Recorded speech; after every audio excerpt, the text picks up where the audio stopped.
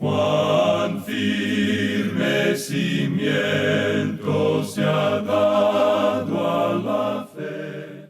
A través de la Biblia, un análisis de la Biblia libro por libro que le ayudará a crecer espiritualmente. Estos estudios fueron diseñados por el Dr. J. Vernon McGee. Acompáñenos en este fascinante recorrido a través de la Biblia. La palabra de Dios. ¿Qué puede ser peor que ir al infierno? Nuestro maestro Samuel Montoya responde a esta pregunta hoy mientras el autobús bíblico llega a los Salmos 82 al 84. Bienvenido a Través de la Biblia, el programa donde conocemos a Dios en su palabra. Soy su anfitrión, Heiel Ortiz. Antes de entrar en el estudio de hoy, quiero compartir un par de mensajes que hemos recibido de oyentes de este programa. El primero es de Colombia. Alexandra nos escribe: reciban un cordial saludo a todos. Es una bendición muy grande para mí escuchar estos estudios de la palabra de Dios de manera tan clara y verso a verso. Esto me ha ayudado a crecer espiritualmente y ha aumentado mi fe en el Señor Jesucristo. Gloria a Dios por eso, Alexandra. Alberto, en Panamá, nos dice: llevo muchos años escuchando a través de la Biblia desde Panamá. Desde el año 2010 por la emisora Estéreo Vida. Soy como muchos de esos oyentes que permanecen allí detrás de la radio durante años viajando en este autobús y creciendo y nutriéndose de estas enseñanzas. Me encuentro agradecido con Dios por ponerme a viajar en este autobús y los bendigo para que sigan esparciendo la palabra del Señor por donde quiera que siga viajando este autobús. Muchas gracias, Alexandra, muchas gracias, Alberto, por compartir estos testimonios y a la vez iniciamos este tiempo en oración. Padre Celestial, te damos gracias por tu palabra. Gracias porque ella nos enseña que lo más importante es tener nuestra relación personal contigo, reconocer nuestro pecado y rendirnos a ti. Te lo pedimos en el nombre de Jesús. Amén. Llegamos hoy, amigo oyente, al Salmo 82. Y antes de entrar en él debemos decir honradamente que este es un salmo que ha sido mal entendido por muchos. Un crítico puede leer este salmo y más o menos ponerlo en ridículo. Y aquellos también que niegan la deidad de Jesucristo utilizan este salmo. Eso lo hace bastante importante. También debemos destacar que este es un salmo profético. Mira hacia el futuro del pueblo terrenal de Dios, la nación de Israel. Y en conexión con eso debemos ver la gloria del Señor, y es algo maravilloso cuando estas dos cosas se unen. Tenemos aquí una descripción profética del juicio que ejecutará Dios en el día cuando salve al remanente. Comienza con esa nota: Dios está en la reunión de los dioses. Bueno, eso no ha sucedido aún y tendrá lugar en el milenio. Mira hacia el futuro. Luego dice, en medio de los dioses juzga. ¿A quién está llamando dioses? Eso será importante dentro de unos momentos. Leamos el versículo 2 de este Salmo 82. ¿Hasta cuándo juzgaréis injustamente y aceptaréis las personas de los impíos? Aquí tenemos un versículo de la Escritura que es muy importante de comprender correctamente. ¿A quién está llamando dioses? Él está llamando dioses a los jueces, digamos de paso. Ahora, ¿por qué los llama así? Porque están ocupando un lugar de suma importancia, como si dijéramos que están calzados con los zapatos de Dios, si se nos permite esa expresión. Luego, él dice en los versículos 3 y 4, defended al débil y al huérfano, haced justicia al afligido y al menesteroso, librad al afligido y al necesitado, libradlo de mano de los impíos. Aquí tenemos algo que es muy importante. El Señor Jesucristo, como juez de esta tierra, Él defenderá a los pobres y a los huérfanos, al afligido y al necesitado. Uno de los principales argumentos que se utiliza contra la pena capital en muchos países es el que los ricos siempre pueden evitarla. Los pobres son los que tienen que pagar con esa pena. Por tanto, se deberían evitar todas esas leyes según ese argumento, ya que los ricos se libran y los pobres tienen que cumplir con la pena establecida. Y Dios está diciendo aquí a los jueces, yo quiero que ustedes defiendan a los pobres y a los huérfanos. Hay algunos que dicen que es algo nuevo el querer darle una oportunidad a los pobres. Pero nos damos cuenta que esto no es nada nuevo en realidad. Es tan viejo como el libro de los Salmos. Dios está diciendo aquí que Él va a hacer eso algún día. El Señor Jesús, el Mesías, cuando esté reinando sobre este mundo, defenderá a los pobres y a los huérfanos, a los afligidos y a los menesterosos. Y los jueces del presente tienen que hacer eso hoy porque ellos están ocupando el lugar de Dios.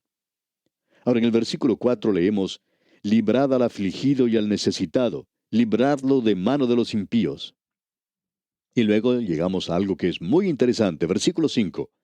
No saben, no entienden, andan en tinieblas, tiemblan todos los cimientos de la tierra. Ciertamente podemos decir hoy que los cimientos de este mundo están siendo sacudidos y no dejamos de reconocer que uno de los grandes problemas han sido los jueces de la tierra, los jueces de nuestros países en el presente. Es muy fácil para un juez el ser como Pilato y lavarse las manos y decir, yo no creo en ese método incivilizado de castigar a la gente con la pena de muerte. Y él puede escapar de esa manera, como nos podemos dar cuenta. Bueno, cuando alguien es presentado ante este juez, debemos recordar que la justicia es ciega. Y si es un hombre rico el que ha cometido un crimen, que merece la pena capital, entonces debería ser ejecutado. Pero desafortunadamente hay muy pocos de ellos que tienen que pagar por los crímenes cometidos. Notemos ahora lo que dice aquí el versículo siguiente, el versículo 6. Yo dije, vosotros sois dioses, y todos vosotros hijos del Altísimo. Ahora, ¿qué es lo que quiere decir cuando declara, vosotros sois dioses? Usted recordará que el Señor Jesucristo mismo citó eso cuando Él fue acusado de blasfemar, haciéndose a sí mismo Dios. Él había dicho, yo y el Padre uno somos, allá en Juan 10:30. Y ellos lo estaban acusando a Él de blasfemar. Y el Señor Jesús dijo, ¿no está escrito en vuestra ley, yo dije, dioses sois? Él les está diciendo que ellos están sentados en un lugar de juicio, y cuando usted se sienta en un lugar de juicio, amigo oyente, usted se sienta en el lugar de Dios. Hay tantos de los santos en el presente que son culpables de esta clase de cosas. Están sentados juzgando a otros santos. Bien, usted recordará que Pablo dijo, yo no soy el juez de ningún hombre. Yo voy a tener que presentarme ante él algún día, y debido a eso, ni aun yo me juzgo a mí mismo. Cuando usted se coloca en el lugar de juicio, usted está representando a Dios, amigo oyente, y usted se constituye en un Dios cuando está juzgando, cuando usted ha ocupado esa posición. Hace muchos años tuvo lugar el juicio de una pareja en la ciudad de Nueva York, y fue bastante impresionante lo que hizo el juez que estaba a cargo del caso de estos espías. Ellos habían sido declarados culpables de ser espías, y ese juez estaba bien a tono, y él dijo que la noche anterior al día en que dictó la sentencia, él había pasado toda la noche en oración. Eso es bastante impresionante, ¿no le parece, amigo oyente? Ahora, ¿por qué? Bueno, porque él tenía que pasar un juicio severo. Él tenía que ocupar en realidad el lugar de Dios, el de tomar la vida de un hombre. Y una persona que tiene que ocupar esa posición debe ser un hombre piadoso, tiene que ser un hombre de oración. De modo que eso fue bastante impresionante. Creemos que gran parte de los problemas del presente consiste en la forma en que están actuando los jueces, más que la forma en que están actuando los criminales. La dificultad está en realidad con el juez y con la desintegración de la ley y del orden. Es algo extraño que ha empezado con la profesión legal y no en realidad con el elemento criminal. En cualquier oportunidad en que usted juzga a cualquier otra persona, usted está colocándose en la posición de Dios. Y amigo oyente, los padres deberían reconocer eso. ¿Qué es lo que le dice Dios a un pequeñito que está creciendo en un hogar? Bueno, le dice, pequeño, yo quiero que tú prestes atención a lo que tu mamá y tu papá tienen que decir. Quiero que sigas las instrucciones que ellos te dan y que hagas lo que ellos dicen. Pero un momento. Supongamos que su mamá y su papá no le dicen a él las cosas que son apropiadas, que no le ayuden a crecer como debería. Y hay muchos casos así en el presente.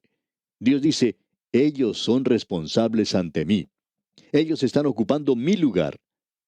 Ellos ocupan esa posición porque yo le dije a ese pequeñito, oye, hijo mío, la instrucción de tu padre, y no desprecies la dirección de tu madre. Que Dios ayude al padre o a la madre que no esté guiando en el presente a sus hijos por un camino recto.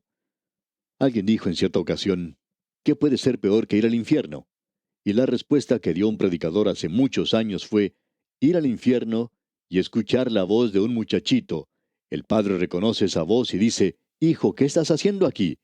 Y el muchacho le responde, «Papá, te he seguido a ti». Amigo oyente, el versículo que tenemos en este salmo que estamos considerando hoy es algo tremendo.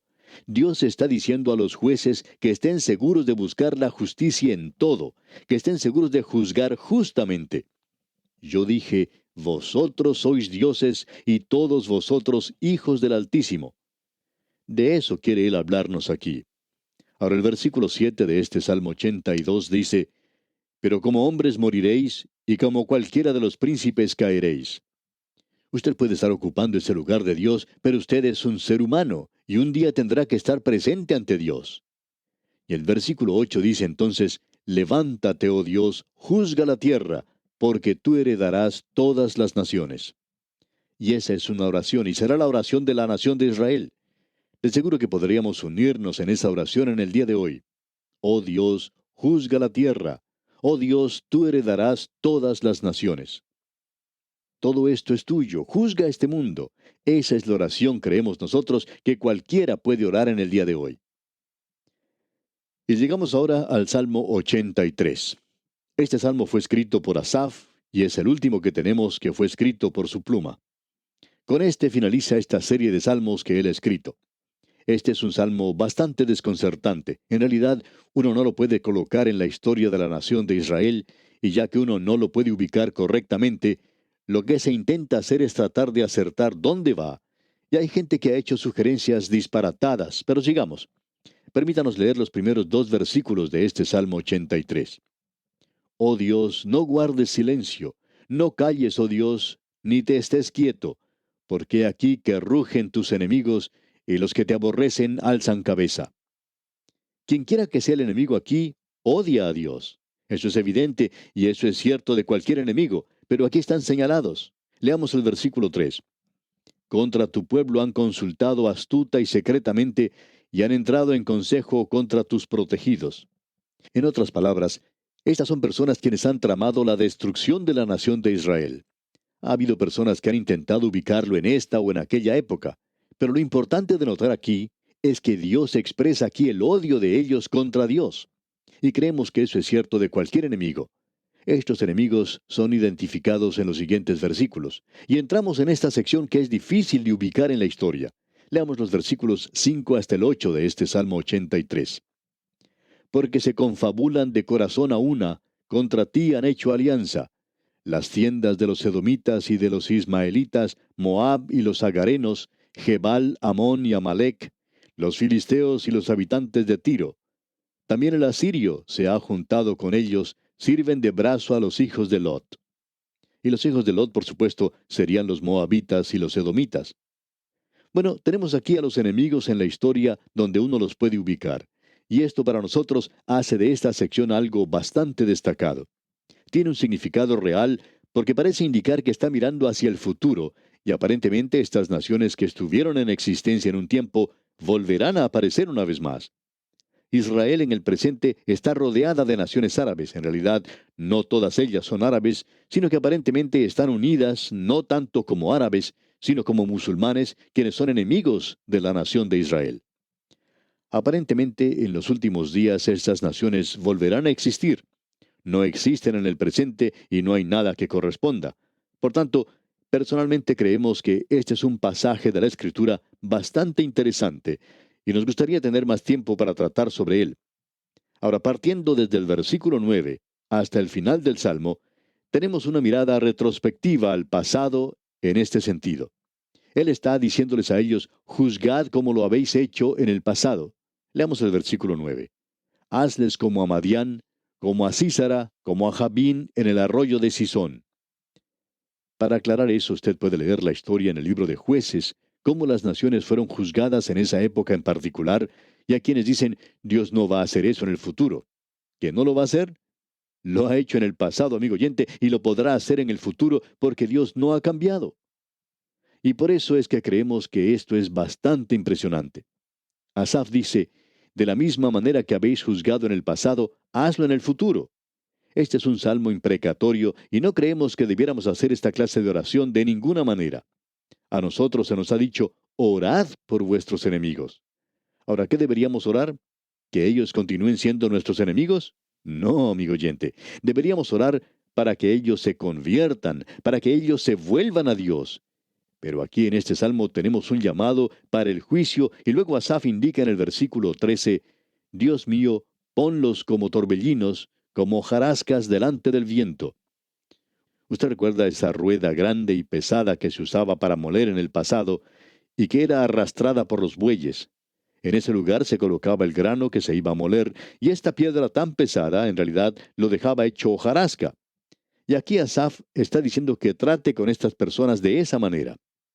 Luego en el versículo 14 leemos, como fuego que quema el monte, como llama que abrasa el bosque. Es como un incendio forestal. Aquí se hace un llamado de juicio, como usted puede apreciar. Luego finaliza diciendo en el versículo 18, y conozcan que tu nombre es Jehová, tú solo Altísimo sobre toda la tierra. Y ese nombre Jehová es el Señor, para que el mundo conozca. Estamos convencidos que la única forma en que este mundo va a conocer que Dios es al estar ante Él en juicio. La bondad de Dios debería llevar a los hombres al arrepentimiento. Así debería ser si los hombres fueran sensibles a la presencia y persona de Dios. Entonces, esto los llevaría a ellos a su presencia. Pero lamentablemente, ellos se están alejando cada vez más y más de Dios. Parecería que ya no tenemos necesidad de Él. Sin embargo, creemos que lo necesitamos desesperadamente. Y llegamos ahora al Salmo 84, y aquí una vez más se destaca el carácter levítico de esta sección. Este es otro salmo de los hijos de Coré. Debemos decir aquí que los hijos de Coré servían en el templo o en el tabernáculo. Tenemos una referencia en cuanto a eso aquí. Estamos seguros que lo hemos pasado por alto antes y no le dimos mucha atención. Lo tenemos aquí en el programa a través de la Biblia y simplemente hicimos referencia a este capítulo.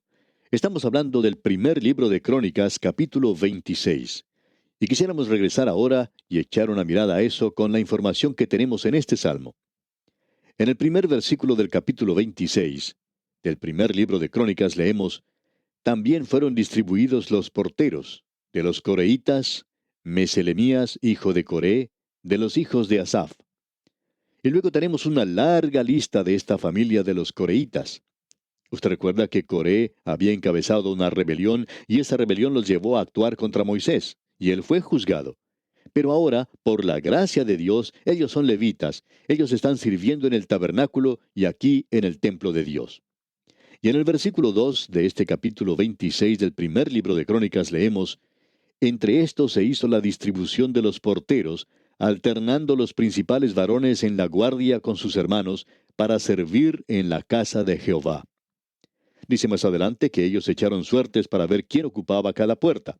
Bien, esto quiere decir que estos hombres que eran grandes y fuertes y robustos levitas, estaban de guardas en el templo. Ellos cuidaban el tabernáculo y más adelante el templo. Y estaban en cada una de las puertas para cuidar allí. Así es que tenemos aquí un salmo bastante sobresaliente, y en vista de lo que hemos dicho, se destaca aquí el tabernáculo y el templo. Escuche cómo comienza este Salmo 84. Cuán amables son tus moradas, oh Jehová de los ejércitos. Qué hermoso es esto. Escuche lo que dice ahora el versículo 2. Anhela mi alma, y aún ardientemente desea los atrios de Jehová. Mi corazón y mi carne cantan al Dios vivo. ¿Sucede esto con usted, amigo oyente? ¿Le gusta tanto a usted reunirse con el pueblo de Dios? Reconocemos que en el día de hoy, en algunas iglesias, no se disfruta de mucha comunión y lo que uno recibe es más críticas y chismes que cualquier otra cosa. Pero, amigo oyente, ese es el lugar de comunión. Y hay algunas iglesias maravillosas. Y esperamos que haya una en su barrio, en su ciudad, donde la palabra de Dios sea predicada y donde la persona de Jesucristo sea exaltada. Y si es así, usted debería estar allí porque allí es donde usted y yo podemos crecer y allí es donde podemos recibir muchas bendiciones. Volviendo ahora a este salmo, creemos que esto es algo hermoso. Estos coreitas pudieron ver que estaban sirviendo en el tabernáculo y más adelante en el templo. ¿Vieron esto? Leamos el versículo 3. Aún el gorrión halla casa, y la golondrina nido para sí, donde ponga sus polluelos, cerca de tus altares, oh Jehová de los ejércitos, Rey mío y Dios mío. Creemos que estos pájaros construyeron sus nidos en el templo de Salomón más adelante. Y ese hombre que escribió este salmo, él miró hacia arriba y dijo, yo quiero morar de la misma manera, yo quiero estar muy cerca de Dios. Ahora el versículo 9 de este Salmo 84 dice, mira, oh Dios, escudo nuestro. Usted recuerda que el Señor Jesús destacó esto. Él dijo, consideren las aves del campo. Ellas simplemente valen poco y más que nada muchas veces uno quisiera librarse de ellas porque hacen ruidos feos, ensucian todas las cosas, son aves destructoras muchas veces. El Señor Jesucristo dijo, con todo, ni uno de ellos está olvidado delante de Dios. En realidad el lenguaje usado por él es mucho más fuerte que eso. Él decía que las aves caían en el seno del Padre. Así es que el salmista podía decir aquí en el versículo 9, mira, oh Dios, escudo nuestro, y pon los ojos en el rostro de tu ungido. Usted recuerda que esto quiere decir el Mesías. Pon los ojos en el rostro de tu ungido, el Mesías. Usted se da cuenta que Él reveló el rostro del Padre aquí a nosotros. Escucha ahora lo que dice el versículo 10. Se refiere al santuario, como allá en el libro de Levítico, y ese es el centro mismo de la vida de esa nación. Antes, la iglesia era el centro de la actividad social de muchos países. Y ahora ni siquiera es el centro de la vida religiosa de esos países. Debería serlo. Escuche el versículo 10. Porque mejor es un día en tus atrios que 1000 fuera de ellos. Escogería antes estar a la puerta de la casa de mi Dios que habitar en las moradas de maldad. Y eso es precisamente lo que era este coreíta. Él era un portero y decía, prefiero tener mi trabajo que ser un hombre rico muy alejado de aquí. Hay muchas personas que se la pasan mirando su reloj en los servicios de los domingos por la mañana para ver si el predicador se está pasando del tiempo. Y el salmista dice aquí que él prefiere pasar un día en la casa de Dios que 1000 en cualquier otra parte. ¡Qué reproche el que encontramos para la mayoría de nosotros en este salmo! Y aquí vamos a detenernos por hoy, amigo oyente, y Dios mediante, en nuestro próximo programa comenzaremos con el Salmo 85. Le invitamos pues a que continúe con nosotros el estudio de este apasionante libro de los Salmos. Hasta entonces pues, amigo oyente, que su comunión con el Señor sea su mayor gozo, es nuestra ferviente oración. Muchas gracias al maestro Samuel Montoya por guiarnos y dirigirnos en el estudio de hoy. Y ya que estamos en el libro de los Salmos, quiero recordarles los recursos destacados de este mes de septiembre. El primero es el comentario del libro de los Salmos.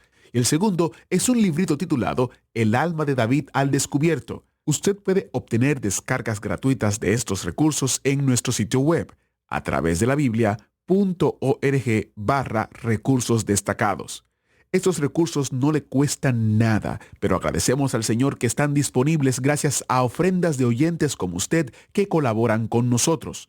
Confiamos en que Dios continuará proveyendo para mantener este estudio en audio y los materiales relacionados disponibles para todos los que quieran estudiar la palabra de Dios a través de la Biblia.